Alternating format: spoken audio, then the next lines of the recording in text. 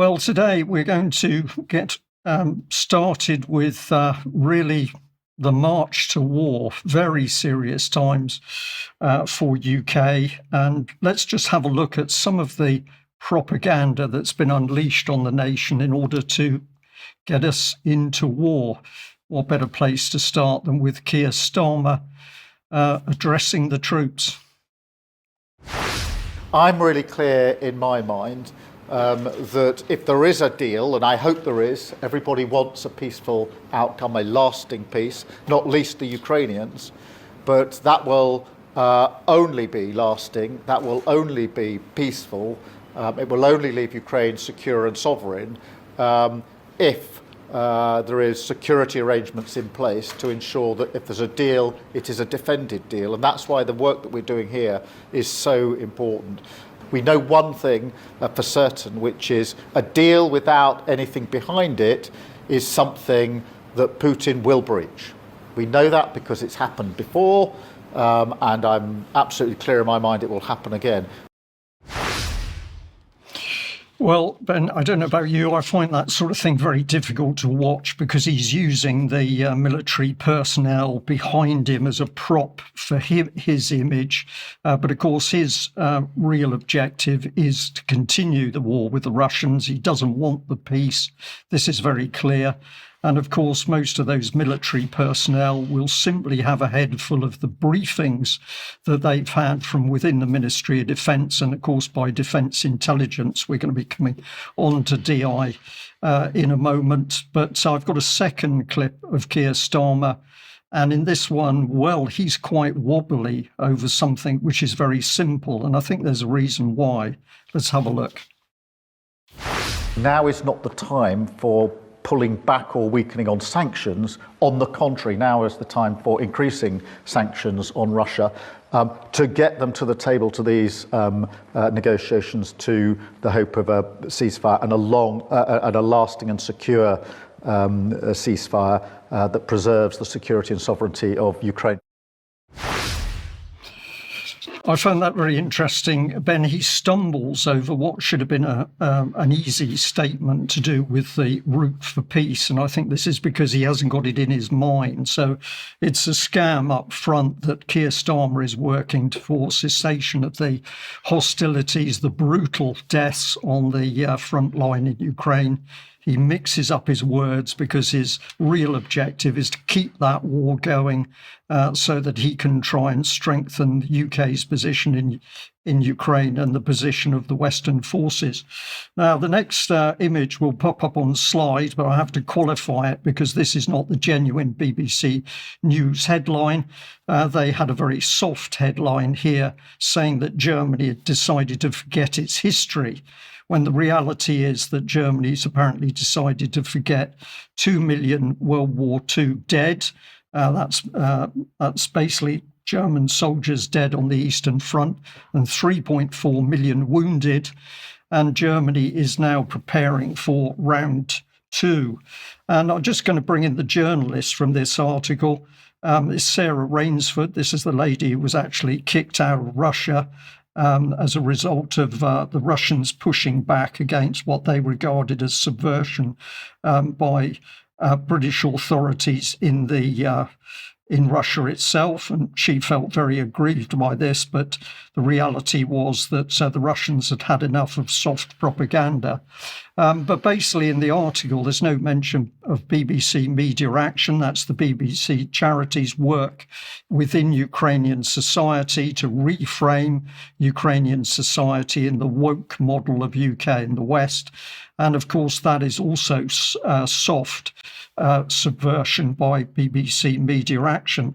Now, what the BBC article did go on to say is that we should really take account of what Charlotte and Ludwig had to say, because in the article, these two 18-year-olds, and I'm going to say innocents in the game, they apparently see the need to boost defence spending in Germany. So the BBC would have us in UK believe what these two very, very young people have to say in Germany in order that we're going to help the Germans push through defence spending, presumably to kick off the next round on the Eastern Front.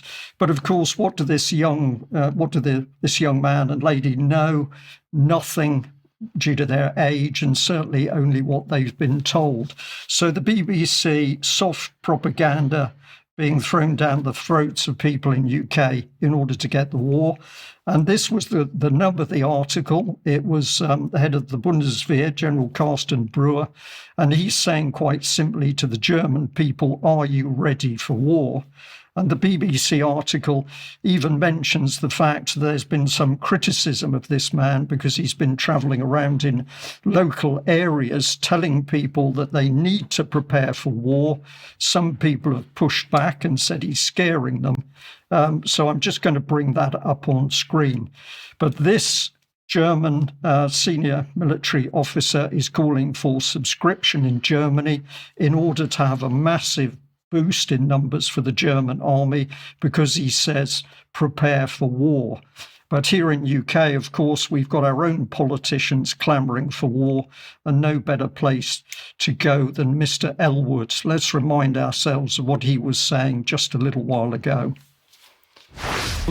Do you feel that the time for debate has actually passed? Is that what you're saying? That it's not really a question of opinion now, it's simply a matter of we have to get boots on the ground and therefore we have to have conscription?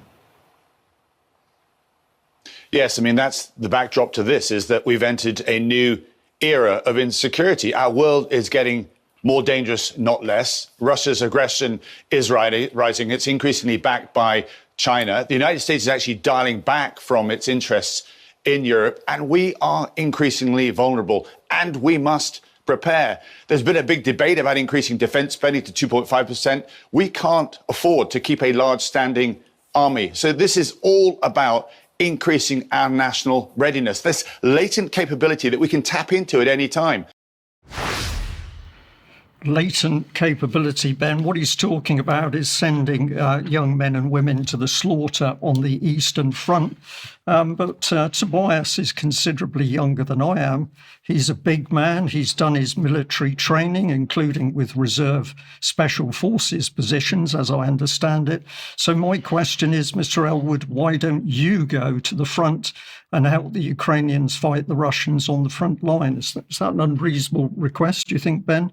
I think that sounds about right, Brian. Latent capability, that's an astonishing term. It's a new one to me. Have you heard that before? I haven't, but it is so unbelievably callous because, as I say, that capability is to send young British men and women to the slaughter on the Ukrainian front as part of UK's proxy war.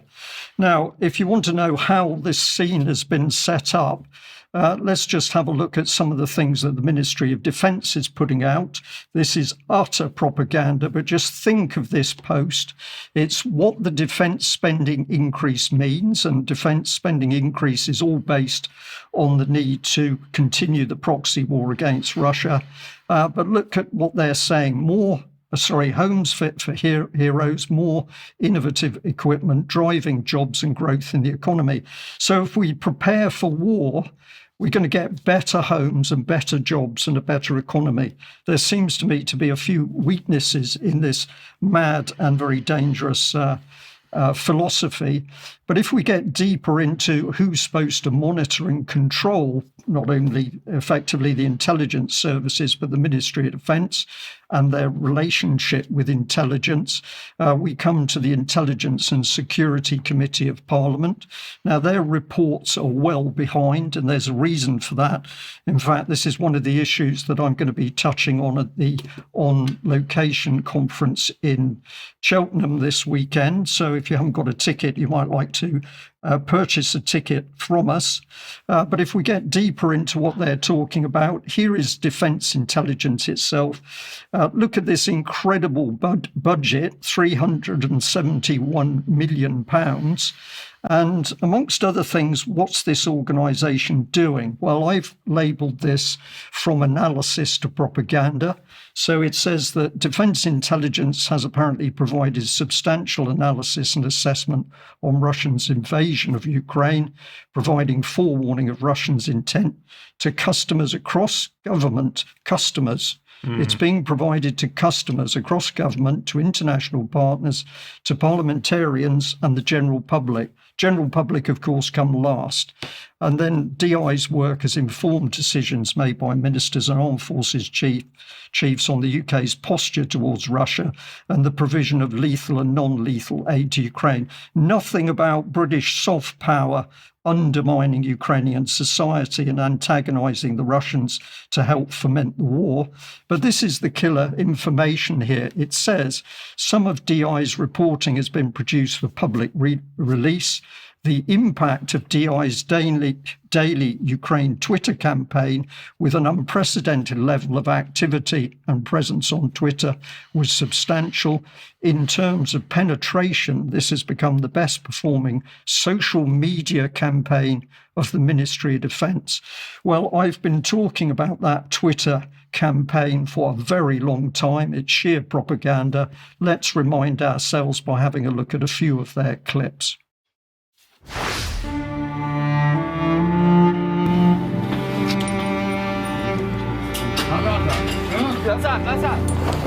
We believe in you. You are our hope.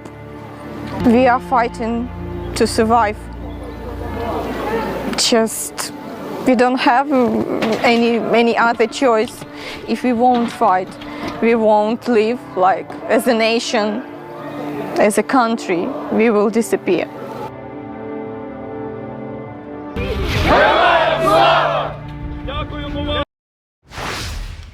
So this is all emotion. This is playing on the heartstrings of the nation in UK with no detail about how the war in Ukraine was created and fomented. Let's have a look at another clip here where we're praising ourselves for training people to go and be slaughtered on the Eastern Front.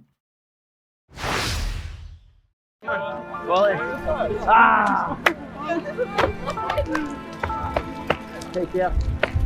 Down. You agree with me? You're a great man yourself. Yes. Okay. I hope because you're more ancient.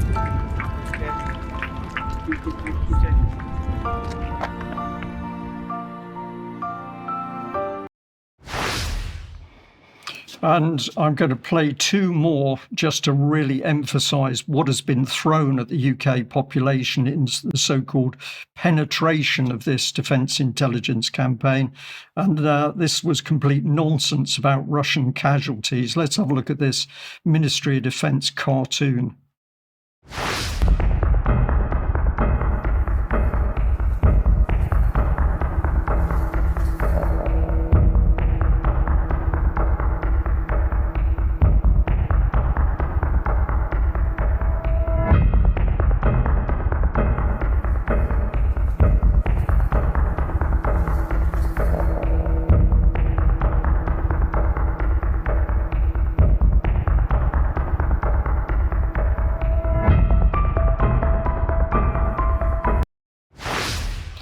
So for those of you just listening in, what was being shown was a cartoon conveyor belt of Russian troops simply being slaughtered and dropping off the end of the conveyor belt, when in fact the way that the Russians have played the Ukrainian war has been very careful husbandry of manpower on the battlefield, because the overall casualties on both sides have been so high.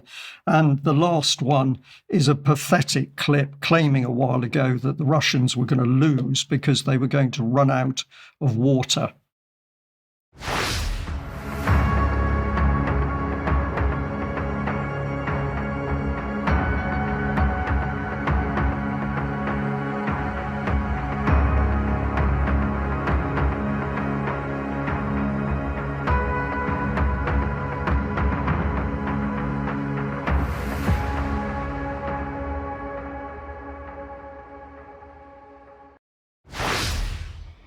So that one talking about the Russians having to drink out of puddles in order to prosecute the war because they're so incompetent. Sheer nonsense, utter propaganda.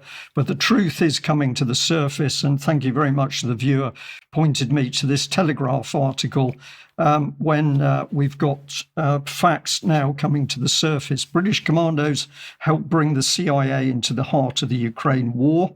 And it's talking about Ben Wallace being accused of ordering the sacking of a Ukrainian general. So no doubt who's been running the battle and who's been following the orders. But if we get into the text here, and the investigation, well, the paper is saying that they've conducted 300 interviews with government, military and intelligence sources. And the key point here is that they say that according to the investigation, Britain placed small teams of officers in Ukraine, unlike the Americans. And so basically we put small groups of officers who were fighting the war with and for the Ukrainians. They were spread across the country, and this gave British military planners relatively more clout over the Americans. But an earlier report I had of this article, you can see part of the headline, the CIA and the heart of the Ukraine war. The investigation into UK-US operation to aid Kyiv raises concerns that the West is fighting a, quote, proxy war with Russia. And this is the absolute truth. And if we bring in this one here, this is going back to 2022. Again, we can see the British military being used and to prosecute the war. And if I come into to end on this one, basically, I was stunned at this image where we see the Defence Secretary and Radakin and politicians laughing and joking at the sight of a drone, which of course is ultimately going to be killing and maiming people on the front. So they want to go to war, but it's a joke. They're like children with a new toy. I think we'll leave it there, but I think it's clear that the country at the moment is in the hands of some very dangerous people, and their objective, if the public allows it, is war. Diane, welcome to the news. Take us into a new subject, but I think I'm right in